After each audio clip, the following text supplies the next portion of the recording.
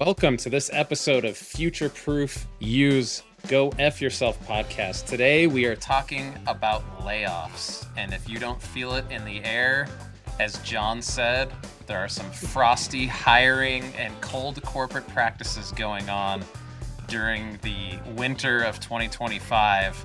And we decided to bring you everything you need to know about layoffs, what's going on in the job market, who's laying people off, what to do when you see some of your friends or coworkers get laid off, or if you've been laid off, especially for a while, what are some steps you can take to get control of your career? I am joined by my hosts, Good afternoon. Dan Yu and John Lovig. Thanks for joining, guys. Oh, hello. Dan, let's start with you. Give us the pulse of what's going on in 2025. At time of recording, we're a week away from the winter break here. This has been What do you see in the job market? a momentous year. Just in 2025, according to the latest job numbers, there's been over a million, about 1.1 million layoffs in 2025. That's a year-over-year jump of 54%. And it's looking like it's the worst since COVID in 2020 and the financial crisis of 2008 to 2009. And so there's been this kind or this size of disruption in the job market 6 times since going back to the recession of 1993. And if you look at the government provided data, that's really the JOLTS number, really that's a very key marker of the job markets. They actually project a higher number. They've recorded, I think it's 1.9 million as of the end of October.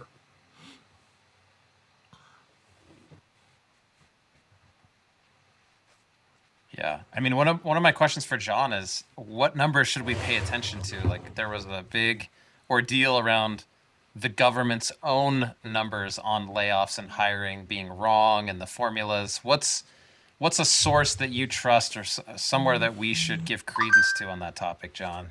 I mean, it's tough. The government, always wants to try and curry good-looking numbers. I think ADP's report is usually pretty solid as well, and some of the other payroll providers run reports on a quarterly or monthly basis that is good to look at. And they'll ring pretty similar to the government numbers. There'll be discrepancies, but they'll still have something similar. And, they're extrapolating from thousands of data sets, including their own payrolls. So it's a little bit easier for them. They're providing the actual pay. Yeah. Dan, what about with some of these specific companies or industries? We're hearing, most layoffs and biggest waves since the recession, but things like tech, the federal government, now that it's been funded and opened for about a month now. Well, we've seen What do we need layoffs, to know by industry? obviously with the disruption in the federal market, the federal government. That's been going on, since this new administration's come in. But the trickle down, effect has really been across industries, right? So we've seen the biggest numbers in tech, telecom, retail, airlines, even food. You just look at some of the biggest companies that are out there. Amazon, Verizon, IBM, Starbucks, right? Meta, Microsoft. UPS, right? So if a company like UPS, which really is a kind of a bellwether for online retail delivery, if they're laying off, maybe they're seeing something that there's just less demand. Well, you see this also we don't have it in the numbers here, but the seasonal hiring is far lower this year than in past years by I think about half, which isn't a good sign for consumer spending. And consumer spending always goes up around now anyway, just because people spend during the holidays. So of course people will use those numbers as proof. But like Black Friday numbers were up Yeah, of course they were up. That's when the deals were happening. That means people have no choice but to buy when there's really good deals. Yeah. So, how about when you see your colleagues get laid off, which all of us have experienced, some more recently than others? What are some of the tips? Like, how should somebody respond to the empty desk next to them, or the person they, used to work with closely is no longer at the company? Dan, this is really your area of expertise. What are Well, I some think tips for people who see this one is happening to around them? first, thank your lucky stars that you were part of that round, but also be aware that it could be a trend, right? That's the first thing, and knowing that it could be a trend, given the overall state of the market. There's definitely some things you can do to prepare yourself should that happen, so you don't get caught in a bind. And one of the main things that I recommend to people that if you see that your college is getting laid off, or if you get laid off and you still have some time before you're asked to leave, one of the main things is you got to download all your contacts, right? I mean, and really connect to everyone you know, both internally and externally. That's going to be the basis for how you find your next job, right? We've discussed here many times, and we've taught it in our classes that networking is by far the best way to find your next role. Up, not applying online, right? You want to get out of that big pile of applicants, and the best way to do is networking. And so your contacts end up being the best resource for you. Another thing that you can do is download your performance reviews, right? Or if you can't really download them, take screenshots of your performance reviews. That's going to have hopefully your KPIs, right? Your really meaningful numbers that you saved X amount of money, you made Y amount of money. Those are things that you're going to want to have on your LinkedIn profile. John, I know that you've got a lot of good insights on this as well.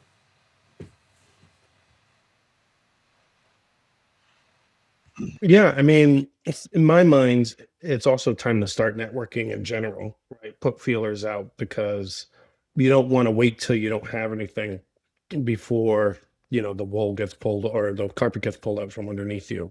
And so definitely start reaching out to your network, have coffee chats, take someone out for a drink, or just, have a warm up conversation with people. You don't have to say you're actively looking. You could just say, oh, just thinking about what's next. There've been a lot of layoffs, not sure where things are going to go. Let's face it, most times when companies have layoffs, it's kind of interesting because layoffs are for performance, to improve performance by slimming down and creating less cost. But typically, you see dips in performance after layoffs because people lose interest. There's some quiet quitting, I'm sure that happens. And I know if I were to see layoffs happen at a company I was working for, I would probably start to say, why do I owe these people anything? Right? Clearly they don't care about my well-being. And so you probably start to see that happen in org. So, definitely start reaching out to people, have conversations, reach out to some recruiters in your specific space. Make sure you're posting content pretty regularly so that you're getting yourself out there and priming yourself for the next thing. Yeah, I mean, my mental test is what if that was me? So, say someone in your department or a whole department got laid off, it wasn't you. Well, if it was, what would you wish you would be doing right now? What would be the first thing you do when you got home or logged off that day? That's what you should do, and just be glad that you weren't on that list. I also think there's a huge difference between the reach out message. We've all gotten these.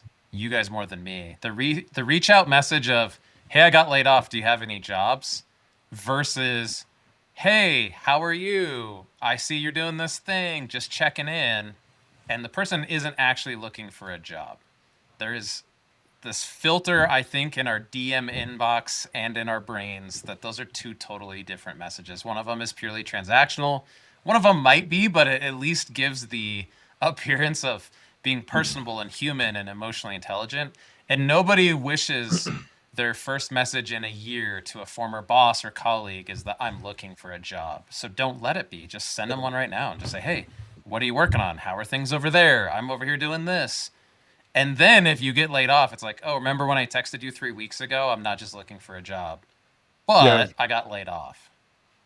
Yeah. I think also these are behaviors we personally feel you should be doing regularly anyway. You should have every week one or two top of mind people you want to check in with who you haven't talked to in a while. Just catch each other up on how things are going. Before Dan and I started doing this, he would call me pretty regularly. I would call him pretty regularly. We even just set up like a weekly, hey, how's everything going? Just to have a touch base and say, hey, how can I help you? How can you help me? Do you need just to run ideas by each other? Even just to celebrate each other's wins, Yeah. especially at the time we were both Yeah. solopreneurs. So, it's Yeah, good to do absolutely. that in general. You're doing it as a team in some And sense, just or having an accountability partner is always helpful, right? And now I actually go back, got to be 15 years when one of my clients got laid off, and this is back when I was still in Wall Street, and I called them up and I just said, hey, anything I can do to help, please don't hesitate to ask. And they said, okay, great, thanks for checking in. I called every 3 to 4 weeks to my former client, and then they got another job, and it took them quite a long time because they're pretty senior. It took them about 17, 18 months. But 17, 18 months of me just checking in every few weeks, they said when they finally got another job, they said, I was the only one who called regularly. Every other salesperson and trader and broker, they kind of fell off the radar for them. And so that first month that they were in the new seat, they gave me business right away. They said, you know what, you're the only one, who checked in. And I never expected any business from them, right? Because they were just a former client, and I had no relationship with their new firm. But so you never know where it's gonna end up. I actually also had a boss that got laid off once, many years ago, and that same day I took him out for a drink, and I said, "Hey, you know what? If you haven't gone home yet, let me take you out for a drink." And they said they never forgot that. And so, that's a piece of advice that I love to pass on. If you have a boss that gets laid off, take them out for a drink, because they're going to be a potential safe spot for you, a safe landing spot for you when potentially you need to make a change.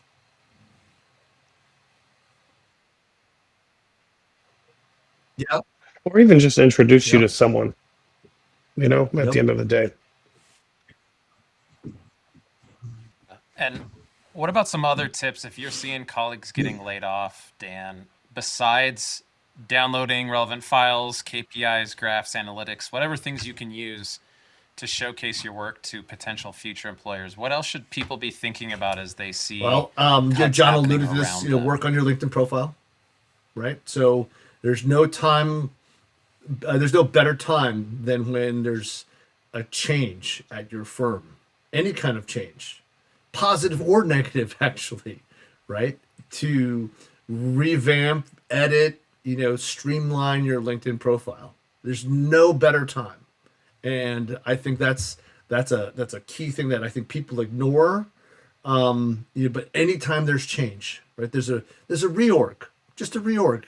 People moving from one department to another, right? No, not even if there's a layoff, but if there's a reorg, we'll update your LinkedIn profile, right? Download some performance reviews, and actually that should be a regular exercise, right? Where you download your contacts, your performance reviews, even kudos emails, where if someone gives you kudos, saying, "Hey, great job doing this," download that email, right? And keep track of that stuff.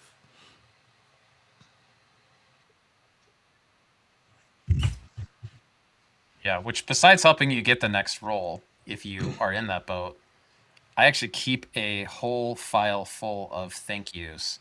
And I had a mentor tell me, you'll have days where that will be the thing that gets you through the day is just open the drawer and pick up a random thank you note that a colleague, a leader, whoever you worked with just dropped those off on your desk or in your inbox, and keep those for, mental health purposes. And when you're feeling the layoff fatigue, which we're going to get to next, that can be a very powerful thing, not just a way to brag about your skill set. So speaking of layoff fatigue, we're giving John, our co-host here, credit for coining the term. Based on our search, we couldn't find anyone using this in the way that he has been with us internally. John, what is layoff fatigue, first of all? Yeah, so it's sort of the set of psychological and emotional, the feelings and thoughts that you process as you've been going through a layoff. Whether it's, in my mind, it's twofold. It's either whether you're someone who's been laid off and you've been going through that process for a very long period of time, right? That's where people start to get the imposter syndrome. Am I even good anymore? Why can't I get a job? And they fail to see how it's not just them, right? As well as people who are in a layoff heavy environment, fearing layoffs, experiencing layoffs in-house, and then getting the burden of being both the survivor, but also someone who's probably taking on more work, right? And so in both instances, I think it's very daunting because it creates a pressure for yourself that might not be realistic and or might not be functional for you to be able to be the best version of yourself when you're trying to find a new job or trying to excel at your job. I think for people who've been enduring the layoff period for a long period of time, it's really reminding yourself what you're good at, reducing the amount of imposter syndrome that you're experiencing. We kind of always go back to this when we talk about this in the AC interview, even.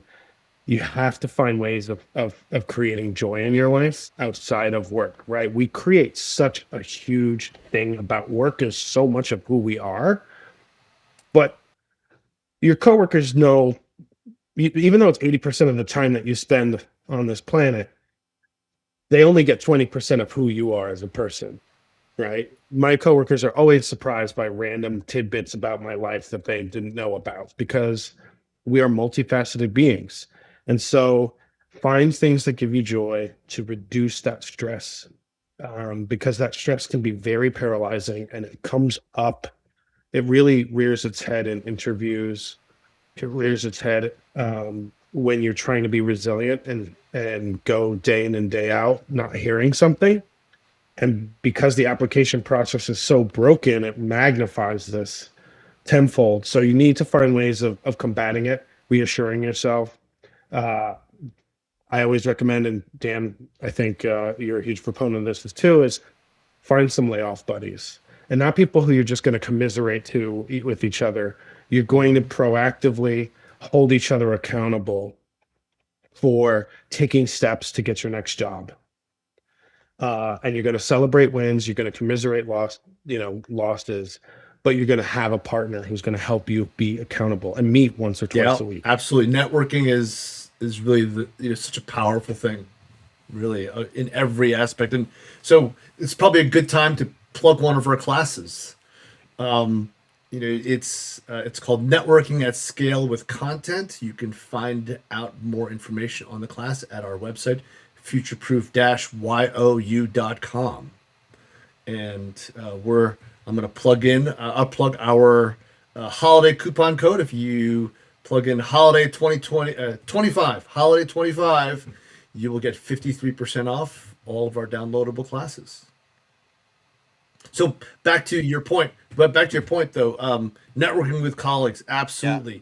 Start a corporate alumni networking group on LinkedIn, right? And that's a great place to start because everybody should be on LinkedIn.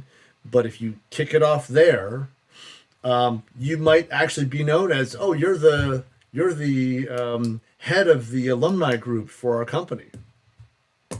which actually happened to me by accident for my first company. I mean, some of us might feel like we'd be creating survivors groups based on some of our past employers, Yeah. not alumni I was gonna groups. That's say right. That's alumni right. or refugee group. What are we calling it here?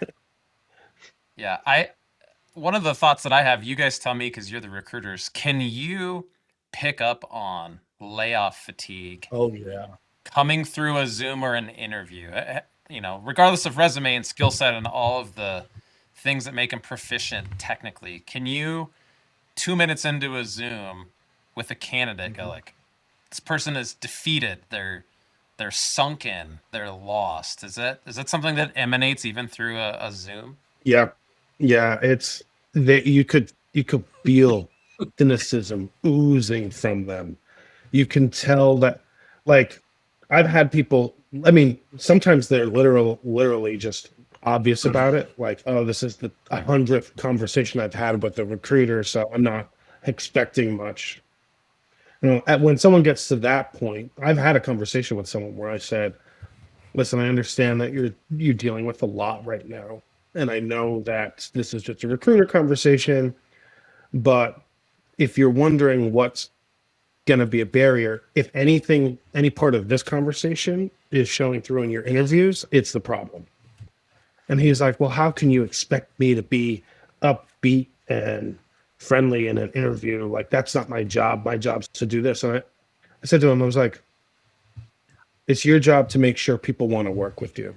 And if you're not a friendly, engaging, high EQ, self aware person, they don't want to work with you. You're going to be a Debbie Downer, and nobody wants to Yeah. work with Well, that person." one of my first questions for interviewing a candidate is, I'd love to hear from you. What inspired you to respond to my note and schedule time for this? And uh, you can get it immediately. You get it immediately. Well, I got laid off, and or I just really need a job, and you can just hear their tone. And I will recommend, if they're qualified for this job, and I want to I want to submit them to the client. I will say, listen, let's get ready and we'll prepare for this interview. But one of the things is, I'm going to be here for you, so I'm going to support you as you go through these interviews. And so it's not just on you. I'll be here for you. But we really need to treat this kind of like a dating process, right? And you have to be a sexy candidate for the client. And bitter and angry and sad and despondent is not sexy, and we have to get that out. So if you're not feeling that very positive, complain to me, right? But don't bring that to the interview. Yeah. It's like, have you ever gone on a date and the first thing someone says to you is like, "Hey, I just really need to get married and have some kids. My clock's ticking." Does that go over well? No. So Yeah, why would it go over well in an interview? yeah. Something tells me John has actually heard that before. Me I don't neither. know that I have, but yeah. And one that I think about a lot. I'll use a person in my network. They got let go from a job. It wasn't a performance thing. It was just a difference of opinion between them and their boss. And they were a little bit gun shy. And then 2.5 to 3 years later, they got let go again. It wasn't a performance thing. And they had this belief. And this is where layoff fatigue comes in, where it's like, oh, the industry, the thing, and they externalize all of their problems like it's impossible. And sometimes you need to be this person for someone else, but you might need someone in your network to give you this talk, is just kind of grab them and say, hey, is it possible that you're still good at your job and you should stay in this field, or whatever it is, and you just have had two bosses you didn't get along with or had different visions. Like, you can create dissonance space between the fact that you've been let go or been looking for X number of months and you're still really good and talented and should stay. So if that's you, you might have to create that dissonance inside your own head. But if you've seen that with other people, you know what I'm talking about, where you kind of have to be that voice of reason and say, hey, for me right now, one of the most talented people I've ever worked with is currently unemployed and looking. That doesn't mean that they're bad. It just means there's an inefficiency in the market and the right employer hasn't found out that they're looking for that type of a role. They will, just didn't happen right away. And that doesn't mean it's a reflection on them or their skill set. So being able to, not take all of that personally might be able to help a little bit with the layoff fatigue. It it definitely boils down to this concept of locus of control, right? It's my favorite in psychology because a lot of times a lot of mental health issues stem from either an overly external or overly internal locus of control. It's your sense of how much control you have over a certain phenomenon. A lot of people put way too much internal, meaning they have a lot of control over their outcomes with their job search. There are so many external factors that impact your ability to get a job. So don't internalize things that you can't internalize something an interviewer does.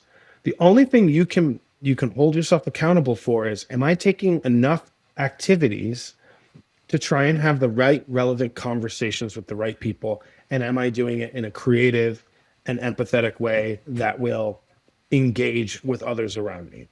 That's the best that you can do.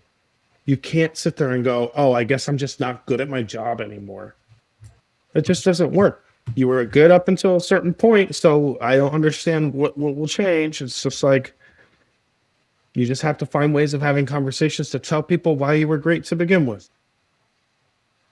And this is where I hear the little voice of Dan on my shoulder saying, and of all those things outside of your control, the biggest one is timing.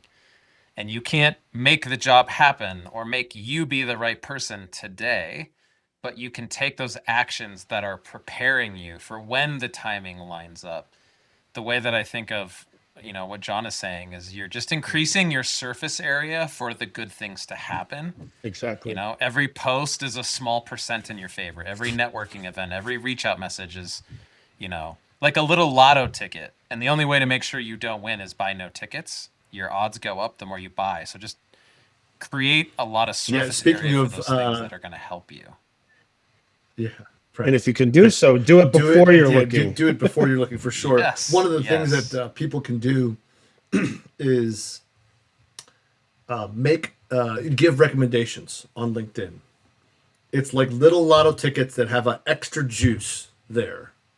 It's a little bit extra juice than just a post, because the recommendations on LinkedIn, they really do stay up, right? And a regular post will actually disappear into the feed.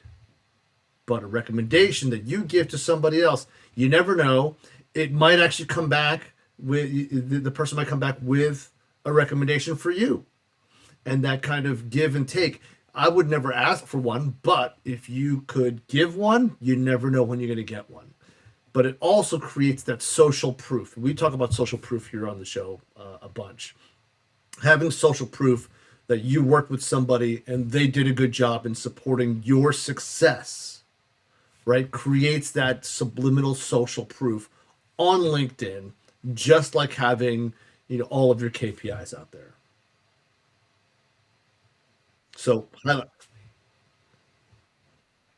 yeah. And finally, with Outplacement, what should our listeners know or expect in terms of on the way out the door? What should they be doing, or what services should they Outplacement, be pursuing? it kind of depends on the company, whether or not they've contracted with an outside firm to help former employees land, right? If you're lucky enough to have worked for a company that provides outplacement, know that the outplacement service, it's kind of a misnomer, right? They're not trying to find you a job. They're trying to set you up so that you can find a job, right? That's the first thing I would say, is that it's a bit of a misnomer. We actually have an article that we've written about outplacement services. It's a primer on outplacement services that we can put into the show notes, but you can also find it on our blog at futureproof-you.com. Really, each service is going to be slightly different, right? So ask certain questions, right? And we have a lot of questions you can ask. One of them is, what kind of services does that outplacement firm provide, right? Is it coaching? Is it access to business databases? I've seen it where, personally, I've seen it where the firm has Bloomberg terminals, so you can look up people and look up their email addresses. It's kind of like having a different aspect of Zoom info, right? But having a different view.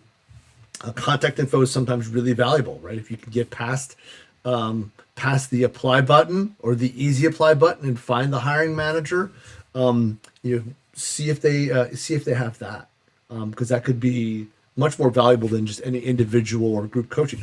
So that's another question: is do they provide group classes or coaching, or do they provide individual? John, any other questions that you would have for outplacement?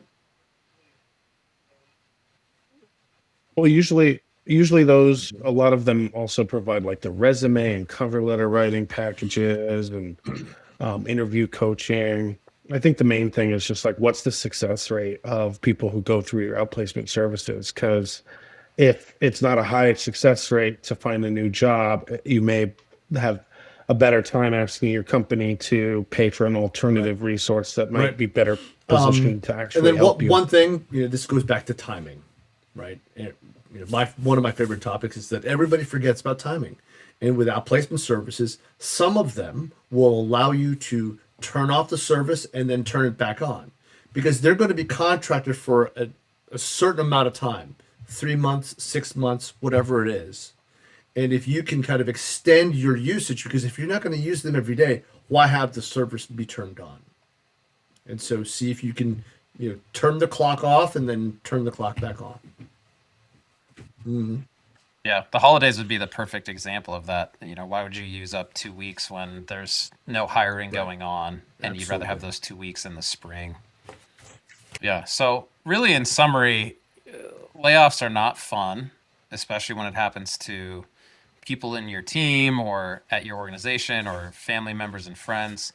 It's worse when it's you, but having a mindset of, here's what I can do to help prepare myself, can really lessen the blow and also help you manage that with some of your colleagues as you see them get laid off, so you're not blindsided.